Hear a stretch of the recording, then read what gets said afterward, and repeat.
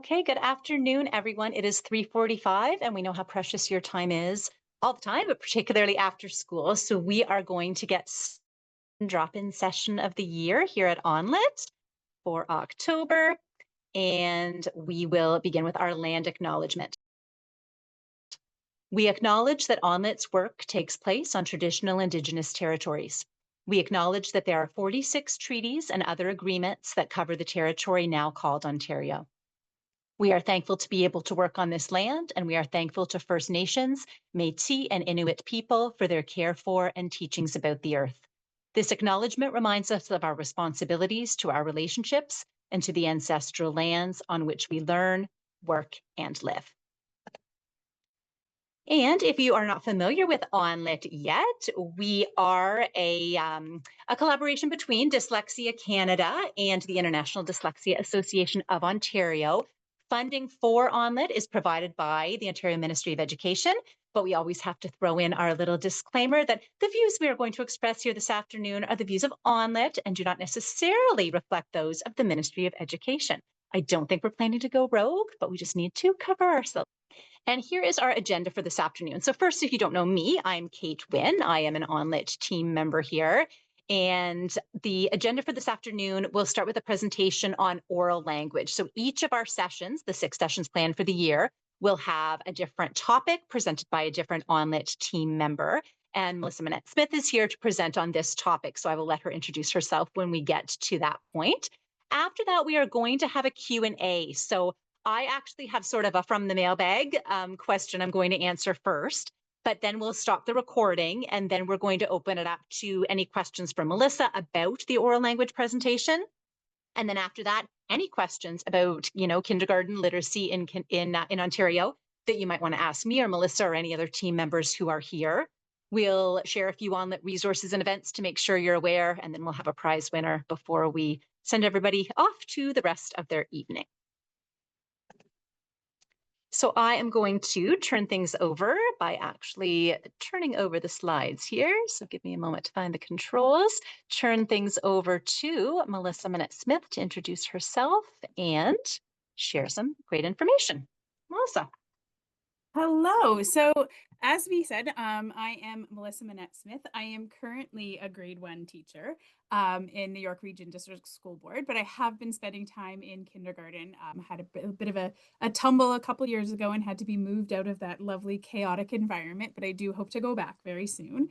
And yeah, I'm here to talk to you today a little bit about oral language and to go through some of the reasons why you might consider really focusing on this part of your program and making sure that you're being really intentional about your oral language in your kindergarten program. So to start us off, there is this wonderful quote. Now, yeah, it's just a little laggy, so I got to remember that. It's by James Britton, and maybe you've seen it before. And I've seen it in a couple different iterations, but this idea that reading and writing really floats on this sea of talk, and just that the ability to speak and understand really sets the foundation for all of the other language skills that we might have. And so when we were creating this webinar and we were thinking about some of the different aspects in the research that we wanted to include, we sort of kept this at the forefront of what we were doing. There is a lot of research out there on oral language, especially oral language in very early years learners. And so it was really interesting to try and bring it down to just a few key points. But a lot of the research out there will inform you of the fact that oral language really helps with vocabulary growth. And again, having this large understanding of words and what those words mean will help later on when we are trying to get them to read those big words and write with those big words.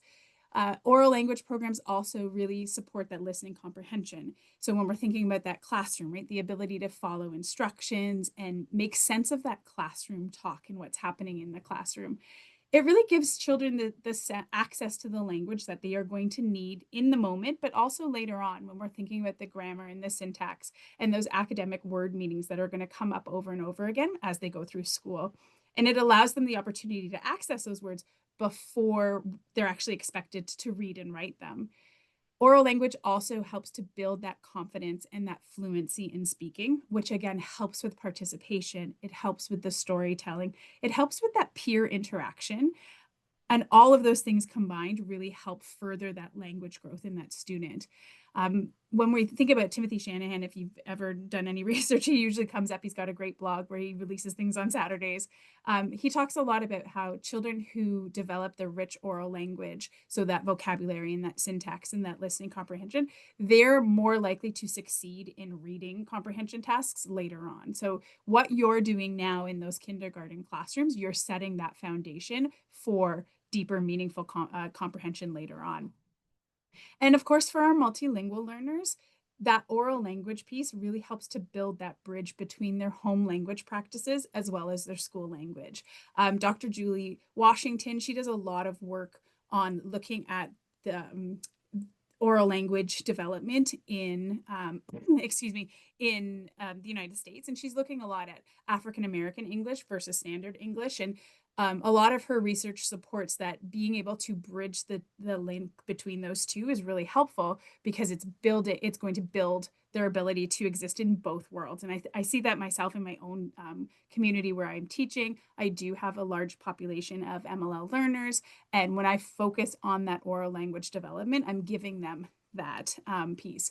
She really talks about how oral language is foundational. It's not peripheral. It's not the side piece of what we are doing. When I think back to the old curriculum when I was a junior teacher, and that oral language mark, I had no understanding of what I do now, of how important that oral language plays into all of the other aspects of the language curriculum. She talks about, Dr. Julie Washington, talks about the ability to speak and listen and engage in conversation. It's not just the add-on, it underlies the child's ability to read and write and comprehend. And without that strong language, the children are at a disadvantage when they are asked to later map out sounds or understand sentence structure and make sense of the words. So it really is something that we need to focus on as educators, especially early years educators. So one of the things that we wanted to do today was not just spew research at you over and over again. And so we were thinking about what are the tips and tricks that we can do to promote oral language in the classroom. And so a lot of the things I'm going to be showing you today are things that I do now currently in my grade 1 class, but they're also things that I did in kindergarten. And so if you are here not just as a kindergarten educator, or you maybe support all of the early years, this is not kindergarten specific, it's early year specific. So that sort of K to 3 range. And of course you could modify any of this for older grades as well. One of the most important things that you can do, and it is really well researched, is this idea of modeling self-talk. So I like to say it is like narrating everything I do, right? So you can do this during the day with younger students. We're like, oh, let's go get the pencil. Let's pick up the pencil and put it in our hand. All of those things that sort of seem silly, those are helping to promote the oral language skills with those students. When you're reading to them, when you are modeling an activity in front of your class, actually thinking out loud is supporting their oral language. You're helping them to make sense of the thoughts that they might be having in their head while doing the actual activities that you're expecting them to do. And of course, you can model that self-talk when you're engaged in play, which is probably the number one thing that I miss about not teaching kindergarten, is the ability to just get into play with the kids and really pull out that learning from what they are doing while they're engaged. Another thing that we are going to talk about, and you had that book and I've got that book right here, is the Strive for 5 conversation. So this is our giveaway today. This is a framework that was created by Sonia Cabell and Tricia Zucker that has educators really strive for 5, which is the title, turns in a conversation to really help support the communication and that students' understanding. And so when we look at that framework, the research that they did when they were creating this story was that they found that most conversations between students and teachers actually stop after 3 turns. So you might ask a question, the student responds, and then the teacher will either agree or disagree. So for instance, they might say, oh, well, what happened on this page? And the students could say, well, they're mad. And then the teacher says, yeah, absolutely. And then you move on. this is something I'm absolutely, or was absolutely guilty on. Like when you think about your classes and you've got all of these bodies in front of you and you're just trying to get through that lesson that you're needing to do. But what I learned from doing the book study last year with this book is that it really is a missed opportunity to push their thinking and to model that language. So instead, what the book suggests is this 5-turn framework. And essentially it's when we are looking at pushing the students' thinking beyond just agreeing with them or telling them that they are right or wrong. And the way that that works is when we are looking at this conversation. So here's the beginning, right? What happened on this page? The student responds with, they were mad. And then of course we can agree with them. Yes, we agree with them. However, then we extend their thinking by asking a follow-up question, right? So instead of just saying, yes, she's very angry, the teacher might say, yes, she's angry. And how do you think she should have acted when she got upset? At that point, then the student is then able to respond and clarify their thinking. She should have used her words. And then the teacher can finish off that conversation with, I agree. She could have made a better choice by using words instead of just kicking the tower. So you're giving that opportunity to really think about how the student, like to push the students' thinking so that their first answer is not their only line of thinking. You're pushing them a little bit further. If the student doesn't respond appropriately, then there's the opportunity for scaffolding. And so when we look at this scaffolding, it happens at that 3rd turn. So you can see here, when the teacher is asking that follow-up question, that's when the teacher can make that decision if we need to scaffold up or scaffold down. And all of this is laid out really well in the book. And what they are suggesting is that when you have a downwards scaffold, what we're looking for is the ability to support students. And we always want to support students at the most minimal level. So if a student's requiring a minimal, a downward scaffold, then maybe you would rephrase the question so that it's an either or question. Did she lose her shoe or did she lose her hat? If that's not enough support for the child, you could go a little bit deeper, a little bit more moderate, and change the question type again, perhaps like with a closed technique. When she lost her shoe, she was, and you're giving them the opportunity to fill in the blank. If even more extensive support is needed, you can go to that more intense where you might actually give them the answer and then they would repeat that answer back to you. So really modeling and having them copy that language. This is something that I was absolutely missing in my own interactions with scaffolding with such consideration. I have found since doing this, especially with my students who might be multilingual or have some processing or other language needs, this has been the key, not only for me to assess their understanding, but to really be able to then also further their language development by giving them the model that they need. Conversely, we can also scaffold upwards, right? So this conversation style is not just to support students who might be lagging. We can definitely use it to further thinking and advance the thinking. So if they're giving you a correct answer and the answer is very clear, you can scaffold upwards. Again, thinking about using minimal scaffolds all the way up to more intense. So a minimal scaffold to push a student's thinking upwards might be to then ask about a connection or a pattern that they're seeing in the story, or whatever it is that you're learning. It more intense beyond that would be asking for inferences or predictions from the students. And then finally, a more intensive upward scaffold, you might have them ask for a cause and effect or a solution to a problem that's happening. So this framework, it's not super complex. The book does a great a really great job of like giving you all of the tools. There's lots of tables and there's lots of information on the types of questions and how to ask questions so that you are speaking to the children in ways that they understand, but also getting more information from them.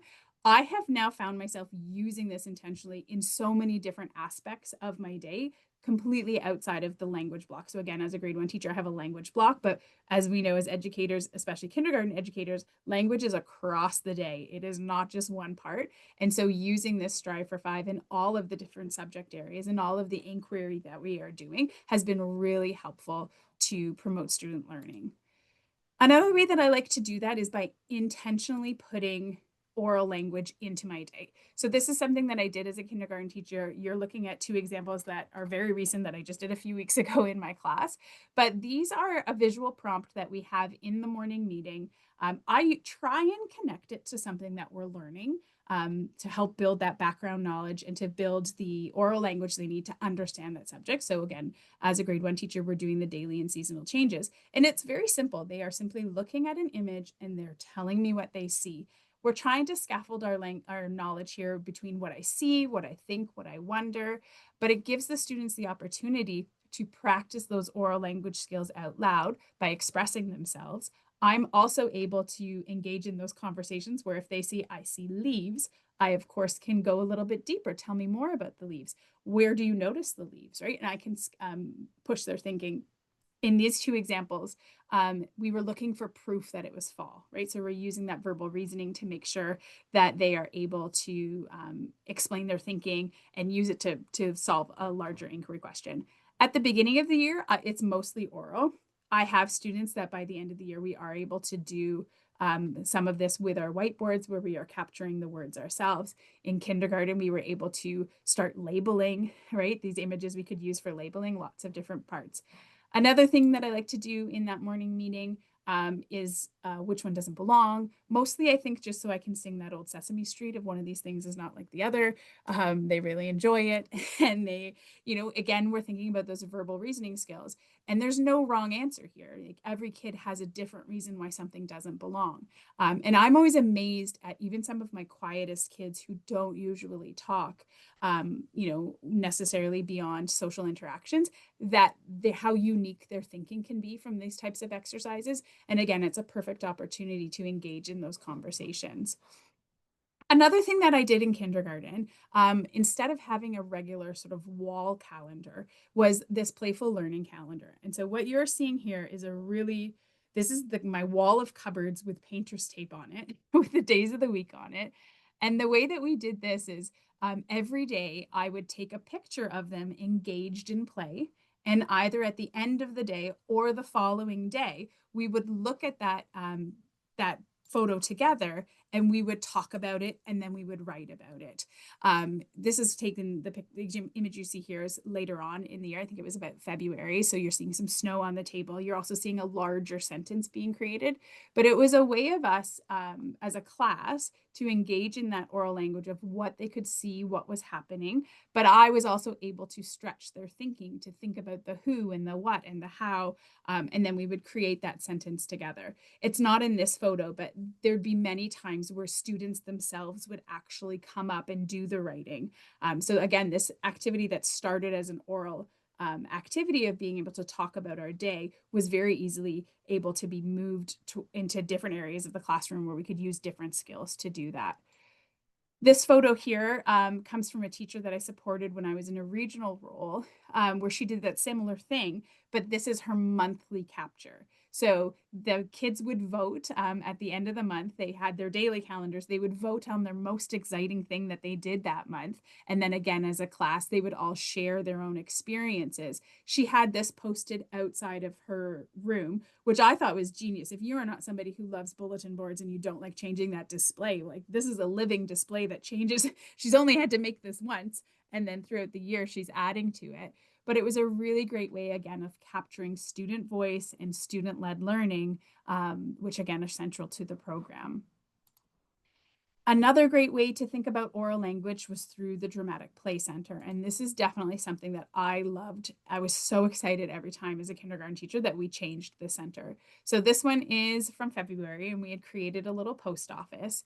And the things that we were thinking about doing, they were writing little postcards to each other and they were mailing them. And then you can sort of see here on the one side, there was somebody delivering them. They made their own little delivery truck out of those big paper boxes, right? So there's a lot of writing involved here, but there was so much oral language because we had to talk about the different roles.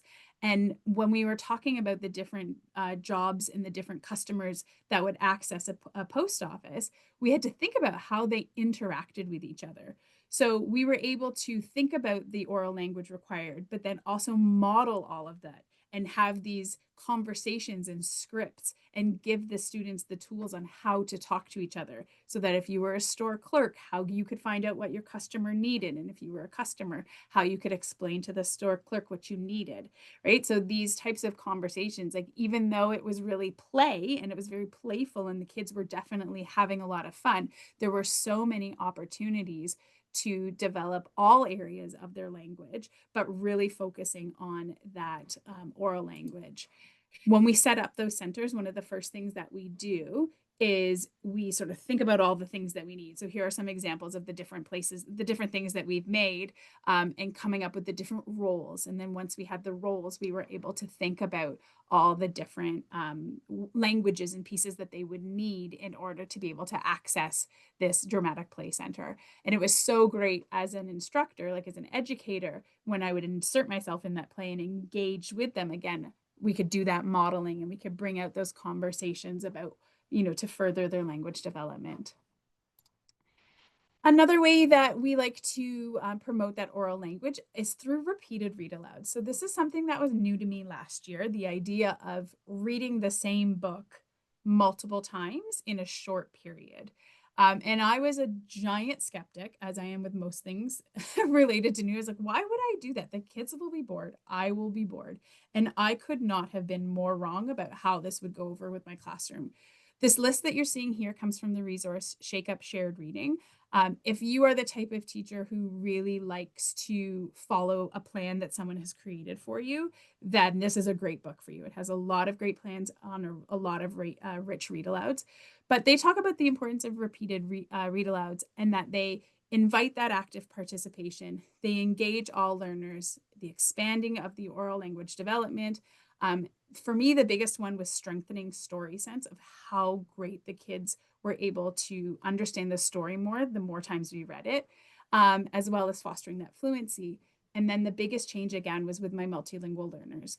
I could see it on their faces when you would read it the second time and the third time, how they were putting the pieces together and they were understanding what was happening in the story. They were much more engaged the second and third time than just the first time I read that story. So this is something that I continue today in grade 1. I do a lot on interactive read alouds, and this is a practice that has stayed with me.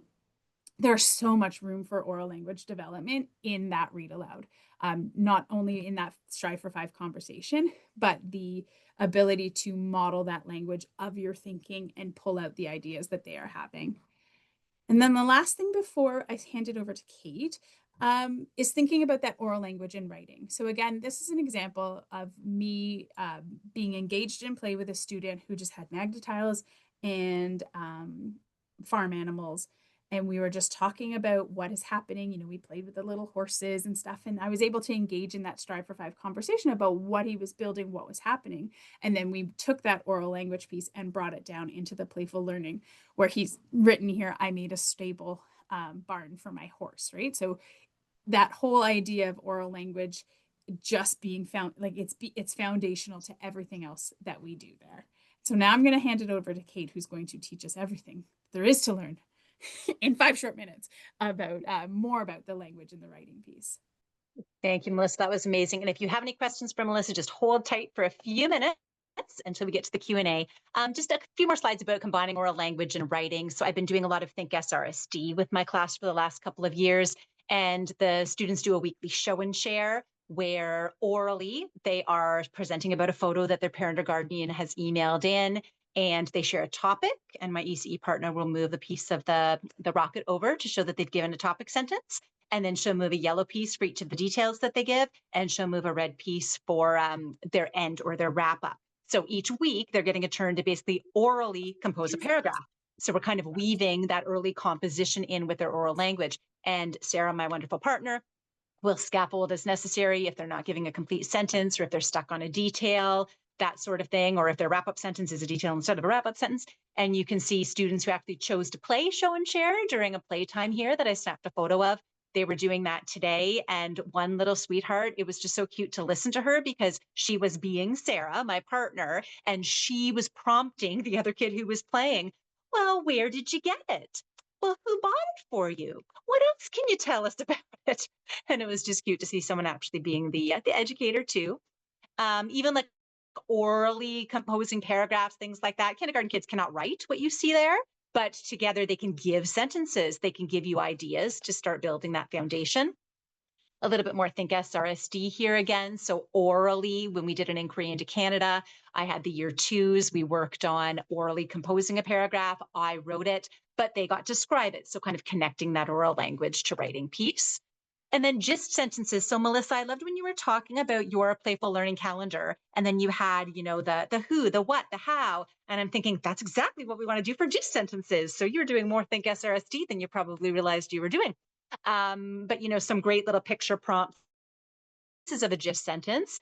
And this is an example, but we did one today with the Halloween book, Where's My Mummy? And so again, who was, what was the gist of the book? Who was it about? What did they do? Do we know when or where? Write a sentence. And so doing a gist about text that you've read, or even orally coming up with gists about, we came back from the gym. Who went to the gym? Mrs. Wynne and Mrs. Young's class. What did you do? Played with the parachute. When? This morning. Okay, our sentence is Mrs. Wynne and Mrs. Young's class played with the parachute in the gym this morning. So they didn't have to write anything or read anything, but it was just, again, that oral language piece of putting sentences together. A quick note on assessing oral language. So we've got a lot of tools out there now for assessing the word reading piece. If we're looking at that simple view of reading, or we're thinking about the reading rope, not quite the same availability of the really teacher-friendly tools. There are a whole bunch of things, obviously, that you can find online and that many people are using, not necessarily valid, not necessarily reliable. There may be some that aren't necessarily cost effective. Maybe they're meant more for professionals in other roles than teachers. But do be patient, because I have it on good authority that Acadience is working on adding a vocabulary and oral language measure, which may be coming soon. So that's exciting. There are some other screeners that do include some oral language or vocabulary or other language comprehension elements. I use the Acadience Pelly for year ones, or what they would call pre-K, which does have vocab and oral language in addition to alphabet knowledge and phonological awareness. So good to get that information. There are diagnostics. So if you have access to Acadience, the Comprehension Fluency Oral Language Kit, if you have Next Steps, there's been a great book study done on the book Next Steps by ONlit. But in the back of the book, there's a little checklist that comes from the Acadience CFAL. And basically, it's just a checklist of different things. The student has difficulty telling personal stories in the correct order, has difficulty identifying the correct sequence of events in a story read orally to the student. That sort of thing that you could check off. Really, if we were at that point with a student, I'd be saying 100% connect with your speech language pathologist, and inform the parents and that sort of thing if you are seeing a difficulty with oral language, because we do want to get on that right away. Okay, it's time for the Q&A, and just before we stop recording, because we do want the Q&A to be a really safe place that doesn't get recorded, but I'm going to quickly share from the mailbag. So this year, I've been tracking the topics of the ONlit emails I receive. And for September and October, overwhelmingly, the biggest topic I received emails about was UFly, or phonics instruction in particular. And so I just want to share, in case you haven't seen it, and MJ, if you wouldn't mind popping the link in the chat. And MJ, our wonderful MJ from ONlit, actually did the graphic design for this document for me, because I am the words person. I am not the visual person. And it's something that I did in conjunction with Holly Lane and Valentina Contess, who wrote UFly, but answering some commonly asked questions. Now, I do want to mention at ONlit, we don't endorse specific programs. We would love to see everybody in kindergarten using an explicit and systematic phonics program. UFly is one of those. There are other great ones out there. Your board might use the Phonics Companion. I've heard good things about other programs too. But some of these questions actually address teaching phonics in kindergarten in general. So even if UFly isn't your program, you might want to take a look at it. But not to give everything away, but a few quick things. Is there research to show that students who are 4 can only sit for 4 minutes, or that they can only sit for 4 + 2 minutes, or 4 times 2 minutes? There's not. There is no research on how many minutes. So that could be a philosophy, that could be, an opinion that's being shared with you. It is, it's not based on research, but it is reasonable in our Ontario context to modify the UFly lessons a bit in terms of how long students are sitting. Do you need an oral-only phonological awareness program before you start your phonics program, or just for the year ones, or at the same time? No, you do not. You do not need an oral-only program at all. Do you need two different programs, one for year one and one for year two, so they're not getting the same or so they're not getting bored? No, you don't. We love the consistency of using the same program throughout. If you do happen to be using UFly, it will take you from K through grade 2. So consistency not only for students, but for staff as well. Do you need to add gestures, jingles, stories, etc. to your explicit systematic phonics program? No, you do not. And as our friend Anita Archer would say, you can cut the fluff. UFly itself, the research and evidence based on UFly did not include gestures, jingles, etc. And so you can rest assured that their program has what you need. Last one, do we need to slow it down in Ontario kindergarten? 2 lessons seems too fast. Maybe I'll just do one. Not a good idea, because then when they get into grade 1, teachers starting with the scope and sequence, even if we don't care about that part, because I know some people feel like, our job isn't to get them ready for grade 1, it's just about kindergarten itself. But we know that there's research showing this pace is important. Some would even say we could go faster, actually, than 2 letters and sounds a week or 2 UFly lessons or whatever program you're using. We want kids to get their letter sound combos as quickly as possible, to start reading words with them, to start writing words with them. And there's evidence to show that this is valuable, particularly for multilingual learners and for students who may otherwise be at risk. So if you're thinking, oh, I have so many multilingual learners, I'm just doing one a week, actually, it would be better for them to just stick with the program and do 2. But lots more information there, research citations. No matter what program you use, you might want to check that link out.